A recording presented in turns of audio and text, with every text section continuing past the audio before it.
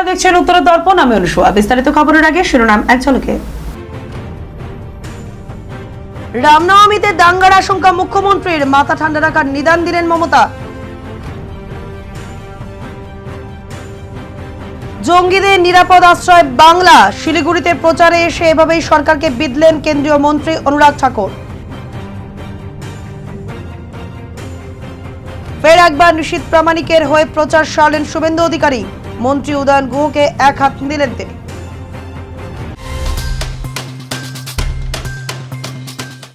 এখন সংবাদ বিস্তারে। রামনবমীতে দাঙ্গা হতে পারে আশঙ্কা মুখ্যমন্ত্রীর। কোচবিহারের সভা থেকে প্ররোচনায় পা না দেওয়ার আবেদন করলেন তৃণমূল সুপ্রিমো। পাশাপাশি আলিপুরদুয়ারে জনসভা করলেন তিনি। ভোটের উত্তাপে ফুটছে বাংলা। আগামী বুধবার রামনবমী। নির্বাচনের আগে এবার রামনবমীতে রাজ্যে অশান্তির আশঙ্কা। এদিন কোচবিহার ও আলিপুরদুয়ারে সভা থেকে সতর্ক বার্তা দিলেন রাজ্যের মুখ্যমন্ত্রী। তিনি কোচবিহার লোকসভা কেন্দ্রের বিজেপি প্রার্থী নিশীথ প্রামাণিককে নিশানায় নিয়ে বলেন, আপনাদের কেন্দ্রে যিনি বিজেপির প্রার্থী হয়েছেন তিনি একজন গুন্ডা। সারাদিন গুন্ডা নিয়ে ঘুরে বেড়ায়। তার ফাঁদে পা দেবেন না, কোনো গালাগালি করবেন না। কেউ গালাগালি দিলে মাথা ঠান্ডা রাখুন। ইচ্ছাকৃতভাবে কোচবিহারে সন্ত্রাস তৈরি করার চেষ্টা করবে তারা। 17 তারিখ ওদের হিংসা করার দিন। সকলকে বলছি, গালাগালি দিলেও মাথা ঠান্ডা করে আল্লাহকে ডাকবেন। অন্যদিকে রবিবার ইস্তেহার প্রকাশ করেছে বিজেপি। সেই প্রসঙ্গে মুখ্যমন্ত্রী বলেন, ইস্তেহারে দেখলেন তো, আমি যা বলেছিলাম তাই হলো। আমি আগেই বলি, পরে সবাই সেটা বলে। ইউনিফর্ম সিভিল কোড ইস্তেহারে রয়েছে। দেশ তো বেঁচে দিচ্ছে, তপশিলীদেরও কোনো পরিচয় থাকবে না, আদিবাসীদের অধিকারও থাকবে না। রবিরা তখন আমায় নিয়ে এসেছিল। ডিপিকে আমি ধন্যবাদ দেবো, ভালো কাজ করছে, প্রার্থনাও ভালো কাজ করছে সবাইকে। আপনাদের আমি বলি যে সেদিন কিন্তু কেউ ছিল না। সিপিএম ক্ষমতায় থাকলেও অত্যাচার হতো, আসতো না।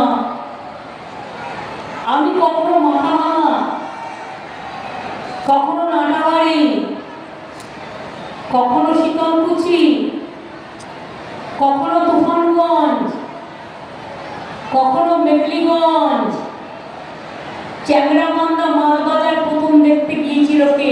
আমি। 1966 সাল থেকে ট্রেন লাইনটা বন্ধ ছিল, চালু করেছিলাম কে? আমি করেছিলাম। তার কারণ চ্যাংরাবান্ধা মালবাজার ওই এলাকার মানুষের জন্য ইম্পর্টেন্ট।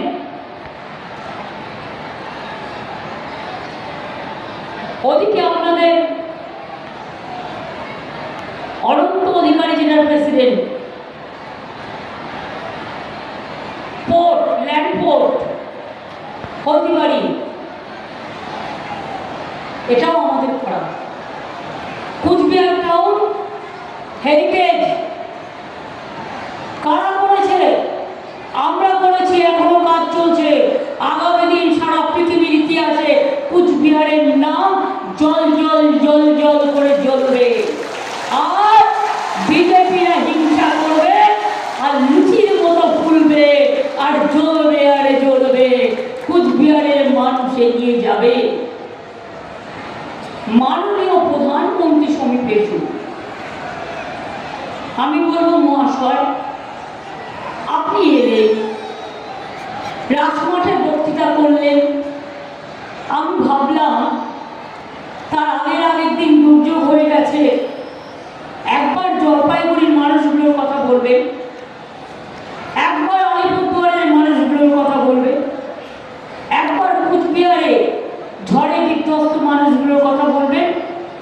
না, আপনি বললেন না। আপনি দুটো কথা বলে গেলেন। কি বললেন? তৃণমূল নাকি দুর্নীতিবাজ পার্টি। রামনবমী নিয়ে মুখ্যমন্ত্রী মমতা বন্দ্যোপাধ্যায় দাঙ্গা সংক্রান্ত বক্তব্য জনগণের সামনে তুলে ধরছেন। পরোক্ষভাবে রামনবমীতে অংশগ্রহণকারীদের দাঙ্গাবাজ আখ্যা দিয়েছেন মুখ্যমন্ত্রী। এমনই অভিযোগ তুলে রামনবমীতে কেন্দ্রীয় বাহিনীর দাবি করলেন শিলিগুড়ির বিধায়ক শঙ্কর ঘোষ। সোমবার শিলিগুড়ি জার্নালিস্ট ক্লাবে সাংবাদিক বৈঠক করলেন বিজেপির 3 বিধায়ক। শিলিগুড়ি বিধায়ক শঙ্কর ঘোষ, ডাবরা ফুলবাড়ি বিধায়ক শিখা চ্যাটার্জি ও মাটিকাড়া নকশালবাড়ি বিধায়ক আনন্দময় বর্মন। এদিন শঙ্কর ঘোষ বলেন, রামনবমীর আগে মুখ্যমন্ত্রী উত্তরবঙ্গ দক্ষিণবঙ্গ বিভিন্ন জায়গায় জনসভায় রাম ভক্তদের পরোক্ষভাবে দাঙ্গাবাজ বলে আখ্যা দিয়েছেন। রামনবমীর আগে দাঙ্গা শব্দটি বিভিন্ন জায়গায় ব্যবহার করে সন্ত্রাস সৃষ্টি করার চেষ্টা করেছেন। রামনবমীর দিন যদি কোথাও কোনো দাঙ্গা বাঁধে তাহলে তার জন্য দায়ী হবেন মুখ্যমন্ত্রী। তাই রামনবমীতে কেন্দ্রীয় বাহিনী মোতায়েন করার দাবি তোলেন তারা। যেহেতু মডেল কোড অফ কন্ডাক্ট চালু হয়ে গেছে, প্রশাসনিক দায়িত্ব নির্বাচন কমিশনের উপরে রয়েছে।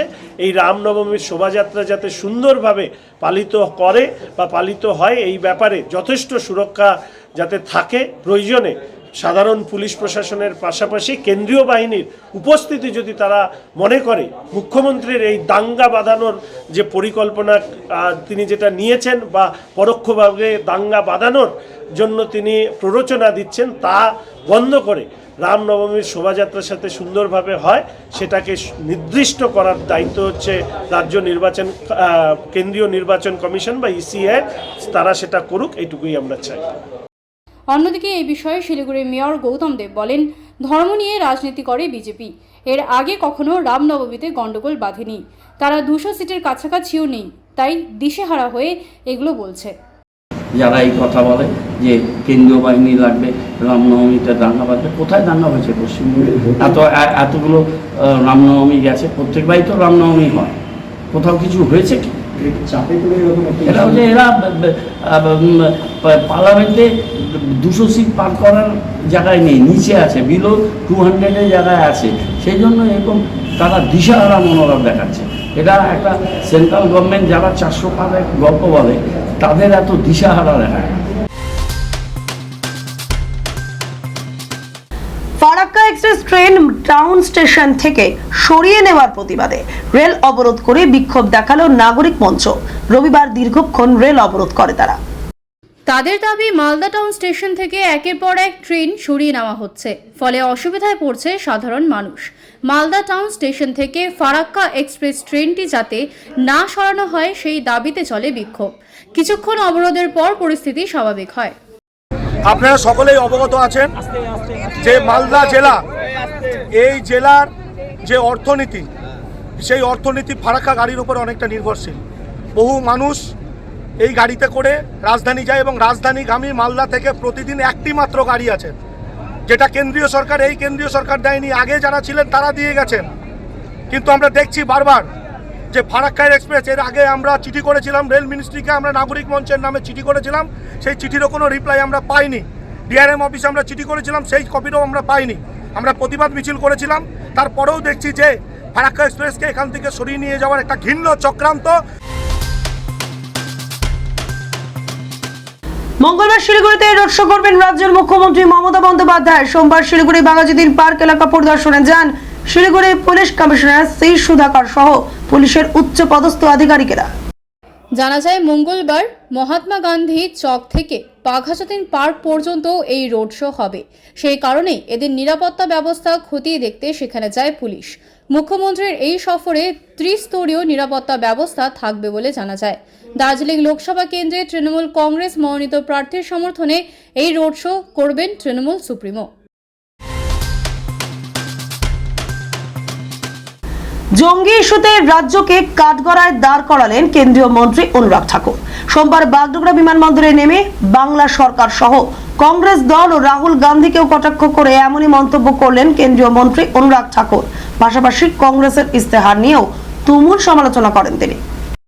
সোমবার দার্জিলিং লোকসভা কেন্দ্রের বিজেপি মনোনীত প্রার্থী রাজু বিস্তার সমর্থনে প্রচারে শিলিগুড়িতে আসেন অনুরাগ ঠাকুর। বাগডোগরা বিমানবন্দরে নেমে কংগ্রেস ও তৃণমূলকে কটাক্ষ করেন তিনি। বাংলায় থাকা মমতা সরকারকে তিনি জঙ্গি ইস্যু নিয়ে বিঁধলেন। তিনি বলেন, দেশের জঙ্গিদের এখন নিরাপদ আশ্রয় হলো বাংলা। যেখানেই জঙ্গি হানা হোক, জঙ্গি ধরা পড়ে বাংলা থেকেই। এছাড়াও কংগ্রেসকে কটাক্ষ করে তিনি বলেন, কংগ্রেসের আমলে সবচেয়ে বেশি মূল্যবৃদ্ধি ছিল। বর্তমানে প্রধানমন্ত্রীর হাত ধরে দেশের দরিদ্রতা হার অনেকটাই কমেছে। একাধিক প্রকল্পের মাধ্যমে স্বনির্ভর হচ্ছে দেশের দুস্থ মানুষেরা। কংগ্রেসের যে নির্বাচনী ইশতেহার প্রকাশ হয়েছে তাতে বিদেশি শক্তির আঘাত রয়েছে বলে মন্তব্য করেন তিনি। অন্যদিকে আরও বলেন, কংগ্রেস নিরাপত্তা বিষয়ে দেশকে অনেক দুর্বল করে দিতে চাইছে। শুধু তাই নয়, বিরোধী দলের থেকেও কংগ্রেস নিউক্লিয়ার অস্ত্রকে ভারতে নিশ্চিহ্ন করে দিতে চাইছে। এর পেছনে নিশ্চয়ই কোনো অভিসন্ধি রয়েছে। এদিন বিমানবন্দর থেকে তিনি মাটিকাড়া এলাকায় একটি কর্মী সভা করেন। সেখানেও রাজ্য সরকারকে এক হাত নেন অনুরাগ। তিনি বলেন, তৃণমূল সরকার কেবল দুর্নীতিতে জড়িত, নারীরা রাজ্যে সুরক্ষিত নেই। कि सरकार यहाँ पर केवल भ्रष्टाचार के लिए जानी जाती है, चाहे वो कलकत्ता से लेके आप यहाँ तक आ जाइए सिलीगुड़ी तक, उनके केवल भ्रष्टाचार की बातें आती, महिला अपराध की बातें आती हैं और अब तो आतंकवादियों को शरण देने तक की बात भी आती है। क्यों पूरे देश भर में से निकलकर यहीं पर आकर संरक्षण मिलता है?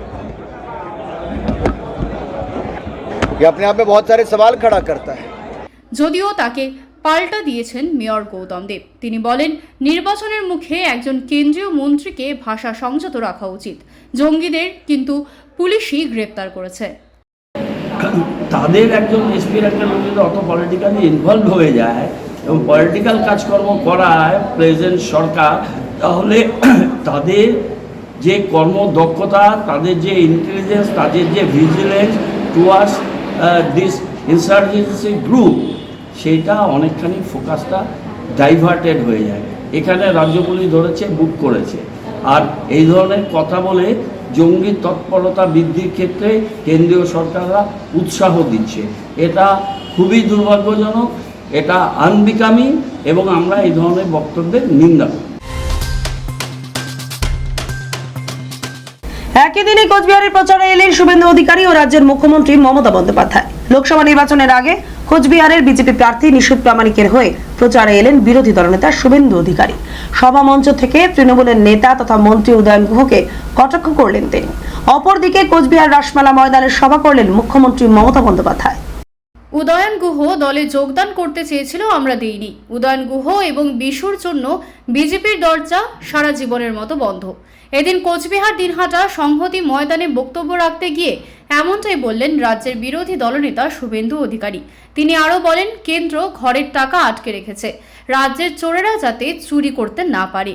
যারা ঘর পাবে তাদের ব্যাংক অ্যাকাউন্টে সরাসরি টাকা দেওয়ার ব্যবস্থা করা হচ্ছে বলে দাবি করেন তিনি। বিজেপির সভায় উপস্থিত ছিলেন প্রার্থী নিশীথ প্রামাণিক সহ কোচবিহার জেলা বিজেপির নেতৃত্বরা। যাকে আবার দিল্লিতে পাঠাতে হবে, নরেন্দ্র মোদীজির কাছে, অমিত শাহজির কাছে, তিনি আমাদের প্রার্থী, ভারত সরকারের সফল রাষ্ট্রমন্ত্রী, উত্তরবঙ্গের রাজবংশী সমাজের নেতা, আমাদের ভাই নিশীথ প্রামাণিক।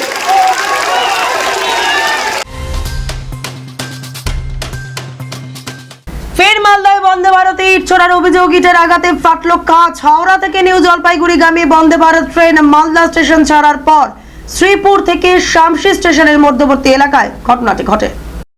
ঘটনাটি ঘটেছে রবিবার। জানা যায়, সি কোচের জানালা লক্ষ্য করে ইট ছোড়া হয়েছে, কিন্তু কেন বারবার আক্রমণের মুখে পড়ছে বন্দে ভারত তা নিয়েই উঠছে প্রশ্ন। ঘটনার পর ট্রেনটি মালদা টাউন স্টেশনে এসে পৌঁছালে মালদা আরপিএফ কর্মীরা বিষয়টি খতিয়ে দেখেন ও পাশাপাশি রেল যাত্রীদের সাথে কথা বলেন। পুরো বিষয় নিয়ে তদন্ত শুরু করেছে রেল কর্তৃপক্ষ।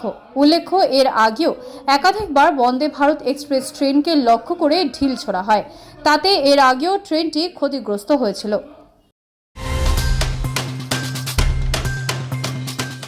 সারা রাজ্যের পাশাপাশি শিলিগুড়িতেও সাড়ম্বরে পালিত হচ্ছে বাসন্তী পুজো। ফুলবাড়ি বটতলা দুর্গা পুজো কমিটির পক্ষ থেকে আয়োজিত বাসন্তী পুজোর এবার ৫ম বর্ষ। রবিবার ষষ্ঠী পুজোর মধ্য দিয়ে বাসন্তী পুজো শুরু হয়। সোমবার সকাল থেকে নিয়ম নীতি মেনে চলে মহাসপ্তমীর পুজো। জানা যায়, মহিলাদের দ্বারা পরিচালিত হয় এই পুজো। কাল থেকে নিয়ম নীতি মেনে মহিলারা একত্রিত হয়ে পুজো আরাধনা করে। দশমী পর্যন্ত চলবে পুজো। গতকাল ষষ্ঠী ছিল, আজকে মহাসপ্তমী শুরু, পুজো এখনো চলছে। এখানে 18 তারিখ অবধি, 18 তারিখে বিসর্জন আছে, 18 তারিখ অবধি পুজো আছে। রামনবমী উপলক্ষে শিলিগুড়িতে আয়োজিত হতে চলেছে সুবিশাল শোভাযাত্রা। শিলিগুড়িবাসীকে রাস্তায় নেমে শোভাযাত্রায় অংশ নেবার আহ্বান জানান উৎসব কমিটি। সোমবার শিলিগুড়ি জার্নালিস্ট ক্লাবের সভাকক্ষে একটি সাংবাদিক সম্মেলন করে রামনবমী মহোৎসব কমিটির সদস্যরা সুষ্ঠুভাবে রামনবমী পালিত করতে সকলকে ধর্মীয় শোভাযাত্রায় অংশ নেবার আমন্ত্রণ জানানো হয়। উৎসব কমিটির সচিব লক্ষণ বনসল জানান, বুধবার মাল্লাগুড়ি হনুমান মন্দির থেকে এই ধর্মীয় শোভাযাত্রা বেরিয়ে শহরের প্রধান রাস্তা অতিক্রম করে জলপাই মোড়ের হিন্দি হাই স্কুলের মাঠে শেষ হবে। ये शोभा यात्रा 10:15 बजे मल्लागुड़ी हनुमान मंदिर से पूजा अर्चना के बाद लगभग 11 बजे प्रारंभ होगी। सिलीगुड़ी जंक्शन, गुरुबस्ती मोड़, एयरव्यू मोड़, सेवक मोड़ से फिर एक बार बाएं तरफ गुरुद्वारा के सामने से पानी टंकी मोड़ से विधान मार्केट रोड, कंचनजंगा स्टेडियम के सामने से वेनस मोड़ से दाहिने तरफ पड़ेगी, जो पूरा हिलकाट रोड कवर करते हुए एक बार पुनः एयरव्यू मोड़ पहुंचेगी। শেষ করার আগে খবরের শিরোনাম আরো একবার। রামনবমীতে দাঙ্গার আশঙ্কা মুখ্যমন্ত্রীর, মাথা ঠান্ডা রাখার নিদান দিলেন মমতা।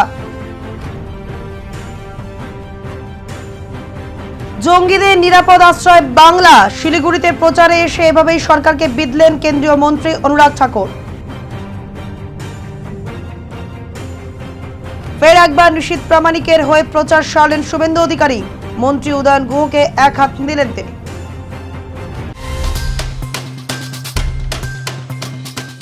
এখনকার মতো এ পর্যন্তই। দেখতে থাকুন উত্তরের দর্পণ, উত্তরের প্রাণস্পন্দন।